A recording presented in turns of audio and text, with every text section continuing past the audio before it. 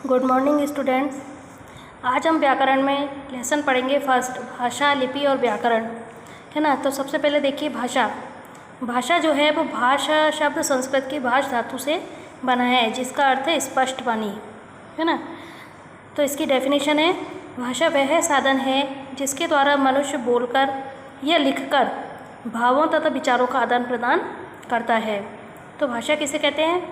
जिससे मनुष्य बोलकर या लिखकर अपने विचारों का आदान प्रदान करते हैं, यानी अपने मन की जो भी भावनाएं होती हैं या जो दूसरों को कहना चाहते हैं उनको बोलकर करे या लिखकर, है ना, जिसके द्वारा करता है वो भाषा कहलाती है।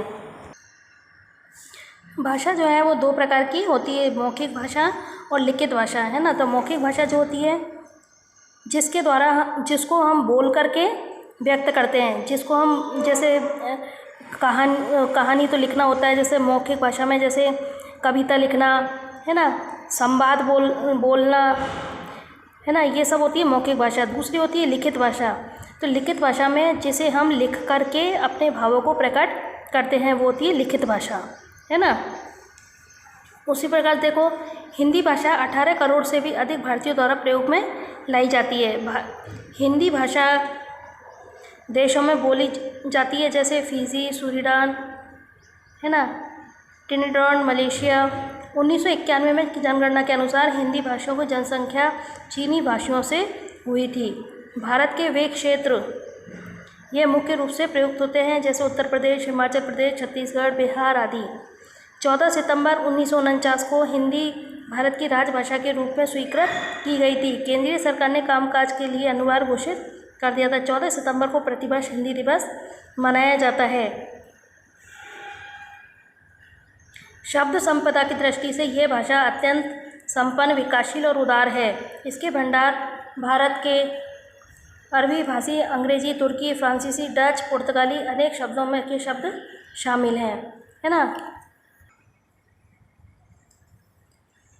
तो देखो, भाषा का वह रूप जिसमें व्यक्ति अपने विचार या मन के भावों को लिखकर प्रकट करता है और दूसरा व्यक्ति उसकी पढ़कर बात समझता है, वो लिखित भाषा कहलाती है। जैसे समाचार पत्र लिखना, है ना, किताब से पढ़ना, ये सब लिखित भाषा के अंदर आता है। फिर आता है लिपि। लिपि जो है भाषा को लिखने का एक माध्यम होता है। हर भाषा की अपनी एक लिपि होती है ना। जैसे हिंदी और संस्कृत की है देवनागरी लिपि, जो बाईं से दाईं ओर लिखी जाती है। अंग्रेजी भाषा की रोमन लिपि है। अरबी और उर्दू की फारसी लिपि है।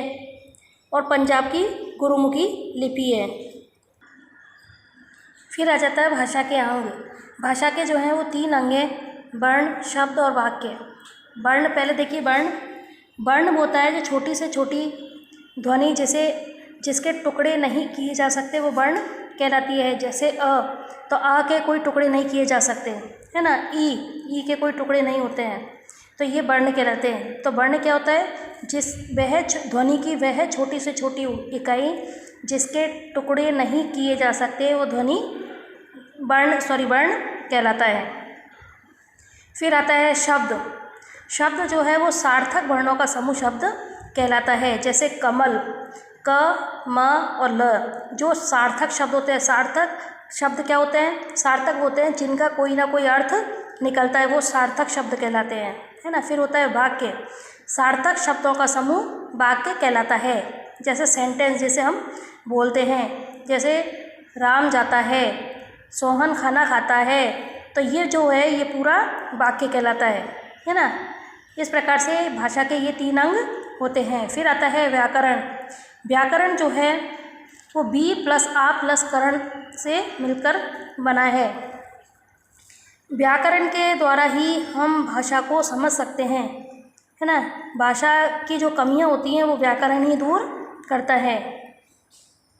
फिर आता है व्याकरण के विभाग कौन कौन से हैं? वर्ण विभाग, शब्द विभाग, वाक्य विभाग और रूप विभाग।